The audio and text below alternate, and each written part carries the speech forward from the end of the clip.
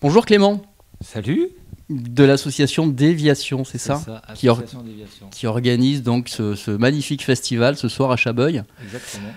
Explique-nous un petit peu alors l'origine de ce festival. En fait, l'origine de l'asso, déjà, ça fait 20 ans qu'elle existe. Ouais. C'était pour promouvoir la culture à Chabeuil, différentes cultures. On avait un gros festival qui s'appelait Rencontre entre les mondes, qui n'a plus lieu depuis le Covid. Voilà, parce que les mairies ne nous soutiennent plus pour d'autres raisons. Et du coup, on est reparti sur ce festival Manifestation qui est plus axé sur les musiques rock alternatives, rock indépendantes.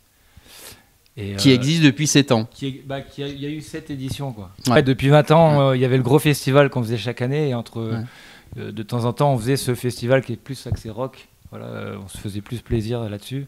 Et du coup, c'est la 7e édition de ce festival. Voilà. Et donc, vous êtes combien à l'association à chapeauter toute cette organisation? On est 4-5 au bureau. Voilà. Et après, on a un gros vivier de bénévoles qui répondent présents à chaque fois. Là, par exemple, on a une quarantaine de bénévoles sur le week-end. Ah oui. Donc, c'est ça. À la billetterie. Entre la billetterie, au bar. Le catering, catering. Qui demande pas mal de monde, le bar, les techniciens. Voilà, tous ceux qui aménagent de l'extérieur, on est une quarantaine quoi, sur 2 jours. Et donc j'ai envie de dire la marque de fabrique de votre festival alors c'est quoi, c'est plus rock, Là c'est rock, noise, punk, c'est un peu électro aussi parce que on utilise beaucoup de machines, d'ordi, ça c'est un peu nouveau. Nouveau, c'est que maintenant il y a beaucoup d'électro dans ces groupes là. Mais à la base, c'est quand même le rock. C'est quand même beaucoup plus rock. Ouais, voilà, guitare, quoi, on va dire. Et guitare. Voilà. Ouais. Mais hier, c'est vrai que la première soirée, il y avait, c'était vachement expérimental, psychédélique. Le dernier groupe, c'était. Ce soir, donc, ce sera un peu plus musical.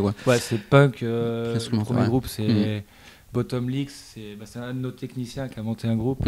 Et du coup, ils viennent jouer en première partie. Donc, c'est punk rock classique. Après, ça sera Peter Carnell, punk pop, ça s'appelle ça. Ouais. Donc c'est très expérimental aussi, ça va être sympa. Et le dernier groupe, Putan Club, c'est punk noise, ça va envoyer. Ils vont jouer au milieu du public, ça va être chouette, quoi. Ça va être un bon moment. Spectaculaire. Ouais, voilà.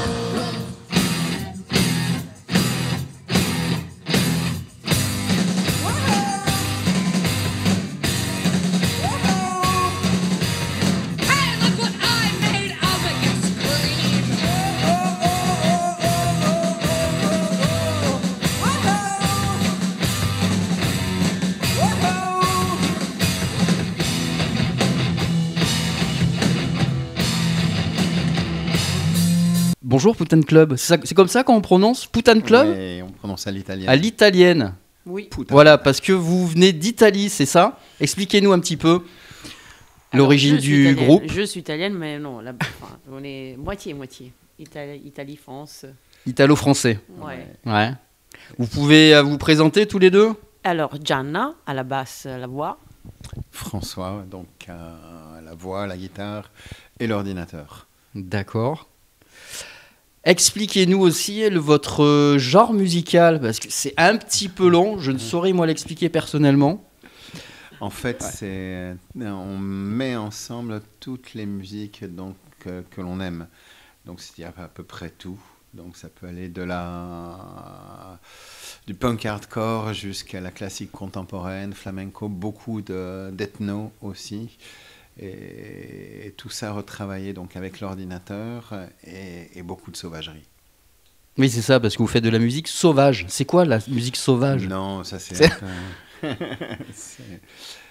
c'est plutôt nous à être sauvages. C'est vous plutôt sur scène qui... Alors, c'est pas sur scène. Qui est un peu déchaîné, c'est ça? Il n'y a pas de scène, justement. Ouais. Donc, on joue dans le public, jusqu'à 3000 personnes. Donc, chacun séparé, aux deux coins de la scène ou de l'espace de la salle, aux deux coins de la salle ou de l'espace, là où il y a le public.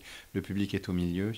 Et en fait, ça vient en gros parce qu'on fait aussi des films d'ethnomusicologie, donc de rituels qu'on a étudiés en Asie, en Afrique, donc des rituels adorcistes de possession.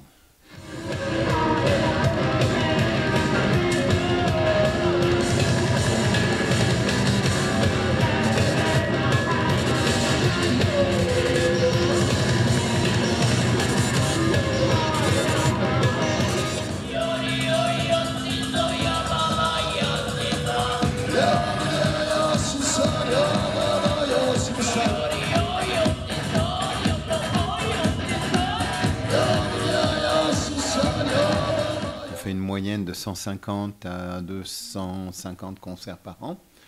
Alors en Europe, bien sûr, mais en Asie centrale, en Afrique de l'Ouest, en Afrique du Nord, Océan Indien, Australie, Nouvelle-Zélande, Amérique du Sud, Canada, j'en oublie.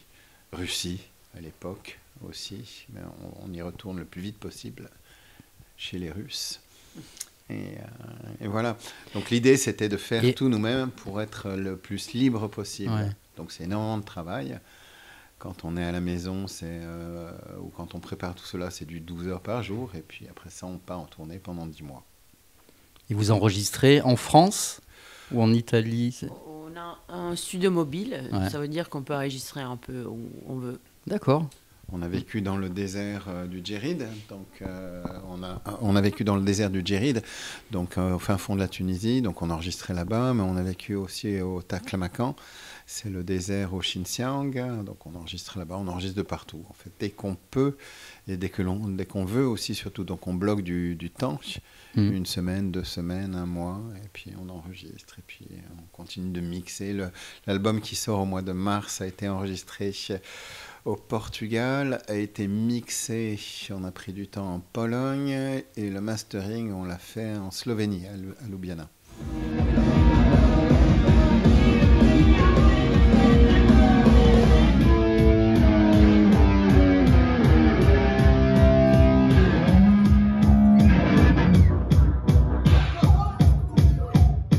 Et donc vous êtes aidé alors par la ville, par comment vous êtes Pas du tout. Vous êtes financé. Vous avez des partenaires, non? On est autonome à 100%.